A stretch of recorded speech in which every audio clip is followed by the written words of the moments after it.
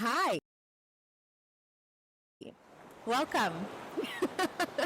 I know what you're thinking. What are we doing here? Well, that's if that's what you're thinking. What are we doing here? And the answer is today's Atu's episode. So he said he wanted to be here at the beach. So that's where we are at today. Yeah. Atu, what are we talking about today? I suppose we're talking about how, because it's my episode, Yeah. we're talking about how I handle working a 9 to 5 and, and a business on the side. I suppose you have a lot of questions for me because this is how, this is the 9 to 5 and the business on the side is my thing. You're doing this full time. So I think I'm dealing with a little bit, A little bit more. I guess a different dynamic with how I function within the business and how I balance my time and everything and my efforts. So, I mean, go ahead. Okay. So the reason why we wanted to do this was because we thought last time we told we told people to start, and we mentioned that you can start even if you're part-time. So we thought like it's only fair if we give a perspective of somebody who has started a business part-time. Yeah, so the first question I want to ask you, well, it's not really a question. I just want I want you to give a background of like who you are, the work that you do full time, and just briefly, how did you, well, not repeat how you got into the business, but maybe say, speak about a bit of the business and your full time job, what you do. Introduce yourself most. Okay. I'll make this short and sweet because, I mean, it is short. So I'm a mechanical engineer by profession. I work in a company in the aviation industry.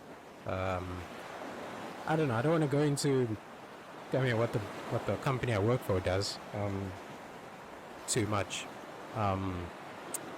because this is not about that. But my 9 to 5 is as a mechanical engineer in a manufacturing company in the aviation industry. So we build, design and manufacture, I guess, interior components of airplanes or aircrafts.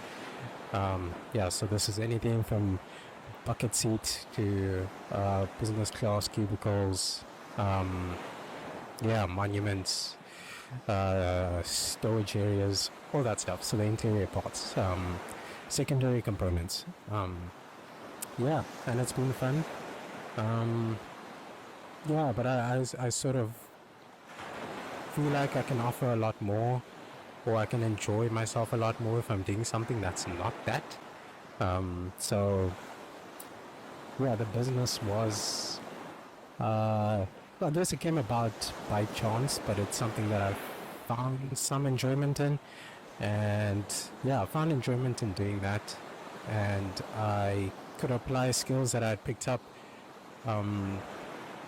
as an engineer to, I guess, I have transferred some of my skills or coding related skills to the work that I'm doing now. Am I around? No, you said something that was the first point, is your full-time job had transferable skills, so it doesn't feel as tough, maybe. I don't know. It definitely does. So transferable skills are not. So the work that we do now is more creative focused. So I guess anyone with coding knowledge and skill can build a website. What we try to offer is something different to the industry, and I guess a transferable bit of it would be coding or the logic of coding, but I guess everything else is it's an effort rather, as in like it's outside of skills that I probably picked up in engineering. So to be uh, more creative-minded or creative thinking skills rather than building. So that is slightly Right. different. So obviously it's a lot running a business on the side, or yeah, on the side, and also working full time. So it's a lot. And I wanted to know, how do you manage your time? What do you do to get all the work done? Because I know it's a lot for me, and I'm not doing two things. So what do you do with your time? I work 16-hour days. Yeah, I guess in short, so I can only get to the work that I do for the business after my standard work hours. So, um, so if I'm not able to get it done during work hours, then what I do is I get to work half an hour earlier. I use that time to I guess to do stuff I don't get the chance to do, or stuff that was requested of me for that day that I can quickly squeeze in. Um, yeah, and then I guess on weekends, because I tend to wake up earlier. And Michelle doesn't. I'm able to use that time productively to to squeeze in some work as well. Um, yeah, I try not to work during the weekend, so yeah, generally work after hours, and then any other time I can squeeze in work, I guess squeeze in work. We're going to put detail. So when you get home, please explain. We either go to gym or we don't. And now there's load shedding, so there's things like that. Like I want you to let people know. First of all, you really have to want to do this, because your time really has to be organized, and it is given mostly to work. Yeah. What does that look like when you're at work? What does free time look So full like? time during work is like it's a scarcity. So I generally don't get free time during work, but if I so happen to do so, then some extra time to squeeze in work. Uh, but yeah, after I get home from work, it's either we have gym, like you said, and work starts from, let's just say, 7ish, um, up to probably like, I said 16-hour days, but it's definitely not 16-hour days. Imagine that. I'd have no time for anything else. Um, it's probably around like, let's just call it 11, 11 work hours of the day, 12, yeah. Yeah. So, I mean, I guess the reason why anyone would have a side hustle, and, well, I call this a side hustle for now, but the reason why someone would have a full-time job and something else on the side is because they want to transition. And I don't see myself doing this long term. I don't think it's sustainable at all. Yeah, but the end goal is obviously to grow the business to a point where it can sustain both of us very comfortably, so that I don't have to work a 9 to 5. Okay, yeah. So you were saying you get home, if you have gym, you go to gym, and then you start work at 7. So you're really disciplined about what you do. It's not, you don't get home and then you're watching YouTube videos. Yeah, actually, so just to give context, I work from home, so I'm at home working the whole day, and then Atu arrives, and then we either go to gym or we take like a short 2-hour break, and then we start with work, where either I would be cooking, when he is working, when we have a project that's taking a lot of time, or we have things to do that's taking a lot of time, I would take the cooking role. I hate cooking, but I will take the cooking role. So yeah, then we start work, and then we go to sleep, and then he wakes up, and then he does some work in the morning. That's what I understand. And then he does, and then he's, yeah. You do, when you get to work, you do work first. Yes. And then you do your day job, and then you come back home. So I want to make it clear, you have to be disciplined about your time. You have to be serious and know that when I do get a break at work, that break is meant for my business. Sometimes don't drive yourself insane. Okay, all right. I'm gonna say something quickly. yeah. I think the fact that I have to like essentially squeeze business work in tends to make me a lot more efficient at how I go about doing the work I need to do. So I'm able to put a plan down. What do I need to do? How can I do it as quickly as possible and efficiently as possible? Yeah. So yeah, amongst being disciplined, it's working efficiently. Yeah. Yeah, and so that's something that I've noticed. You're able to work very efficiently. Can you talk about how this is not for you if you don't have the will to make sacrifices, and then address what sacrifices you've had to make? So, for example, the sacrifices we make, we can't do much during the week. Like we would have people say, let's do this blah blah during the week, or you can just do this during the week, and we're like, that's when we work. The evenings are meant for work. There's not much else we can do after hours during the week, because we do block off the weekends. Talk about the sacrifices and how this is not possible. From what I've seen, if you're not determined to be the person that's going to be 100% strict to their time, and make certain sacrifices. Okay, I guess we all know that business in general is a hard thing to go into. So doing your own thing, trying to build a client base, all the back end work that you need to put into it, marketing, the like, is already difficult to begin with. And now doing that in conjunction with the full-time job, I'm lucky I have someone who's really good at what she does. So she carries a load with, actually putting the business out there.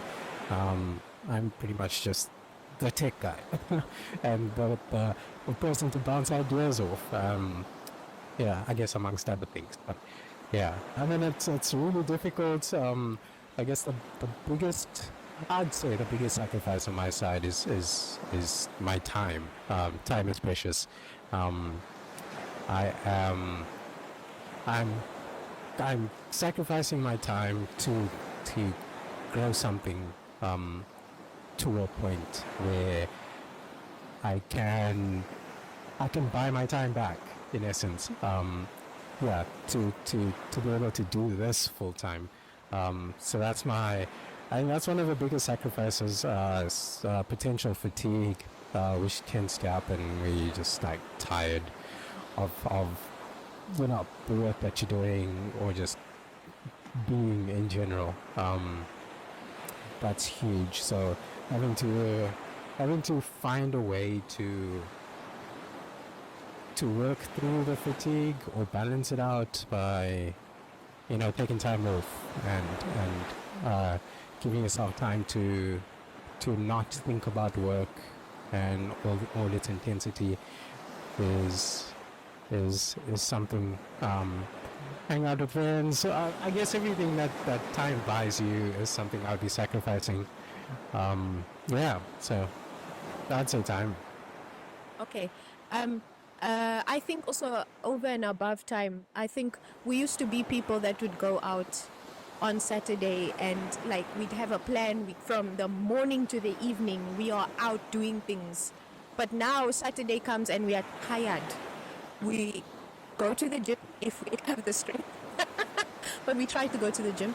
And then after that, we're just tired. And then it's 4 p.m. and then the day's gone. So I actually wanted to talk about that. Because we have said that if we're going to run this business, we're going to run it in a way that is not going to burn us out and turn us into zombies and make us just hate the fact that we are working and blah, blah. So from my side, I I make our clients' expectations realistic. So if they think something's gonna get done in 2 weeks, it's not. It's not. A website's not gonna get done in 2 weeks. I make their expectations more realistic.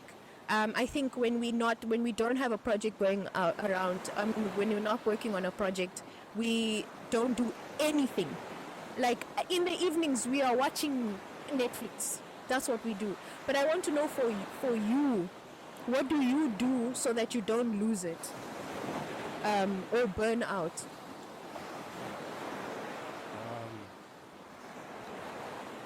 I don't know. I think I'd consider myself mentally strong, I guess.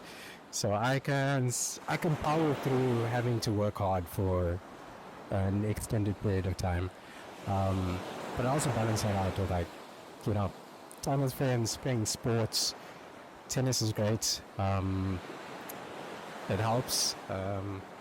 So there's that. There's complete downtime, like Michelle said, where it's like, let's relax. Let's not do what we used to do in the past, and have like intense weekends, which I still miss to a point, because it was like, it made you feel like you actually enjoyed your weekend when you go back to work on a Monday.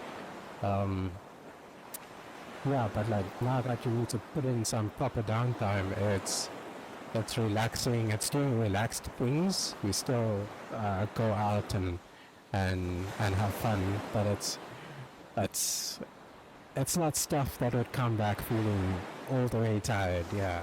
So yeah. So on my end, it's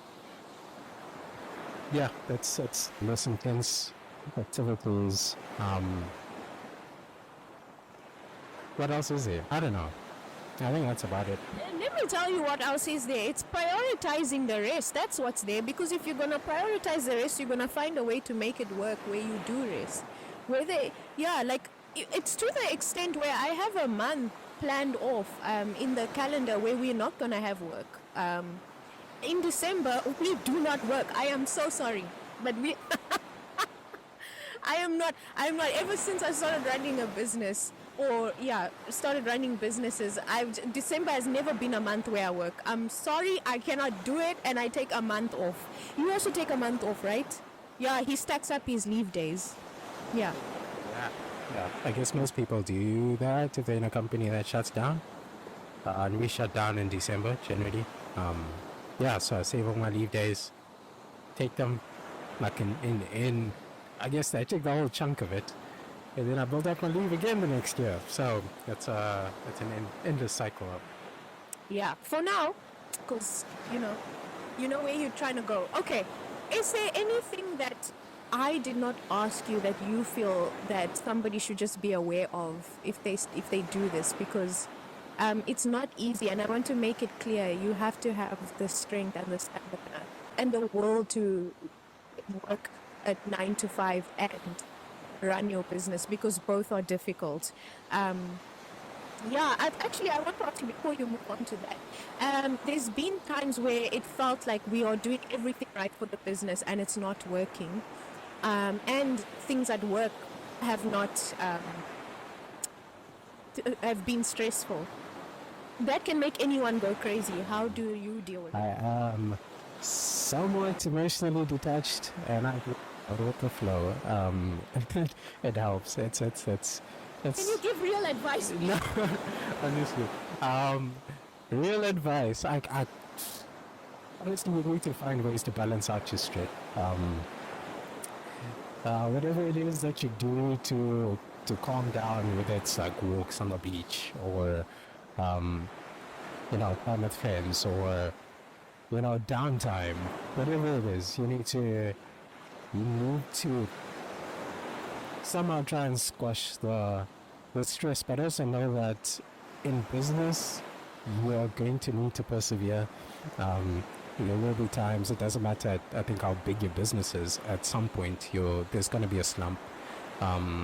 There's going to be a period that you're going to have to like find grit from somewhere to just persevere, and fight through the difficulty. yeah. So I don't know. If you're gonna have to balance the stress out, or find a way to think more positively about the situation that you're in. Um, every slump has a lesson. You might learn what not to do. Or you might learn how to do something better, or we'll learn something about how people interact with you and your product and your business. Yeah, how they receive it, will they receive it well, all that good stuff. So, takeaway on my side is find ways to reduce your stress, and also think about your business, or think through things a lot more positively. Yeah, pessimism leads to nothing good. Can I say, the reason why I was asking that question is because when you are doing this part-time and you're running, and you're working full-time and the business is not working out, you're going to question yourself and be like, am I doing the right thing? Why am I doing this? Is this even worth it? Blah, blah. And it is worth it if you're able to adapt and move along the problems and persevere. And it is tough. So I want to paint the real picture here. But yeah, take us away with the one thing that you think you would like somebody who's thinking of doing this part-time to know. Okay, so I don't know. At some point, I was thinking about why I'm doing this, and this might be long, so just bear with me. So I guess most people decide their career path at the age of 16 when they're forced to choose some subjects that are going to deepen down some career path that they've maybe arbitrarily selected. Yeah, you get into corporate, you with some idea of what work will actually be, and I think in most cases it tends to not be what you envisioned or how it would be. Yeah, when you're thinking how your work would be.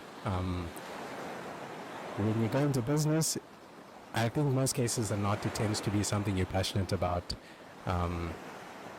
something that you want to grow for Even yourself. if it's money. Yeah, even That if it's should money, never I be guess. your motivation, because you won't be able to persevere for money. Yeah. Yeah. So, yeah, if you go into business for something that you're passionate about, something where you want to make a difference or an impact,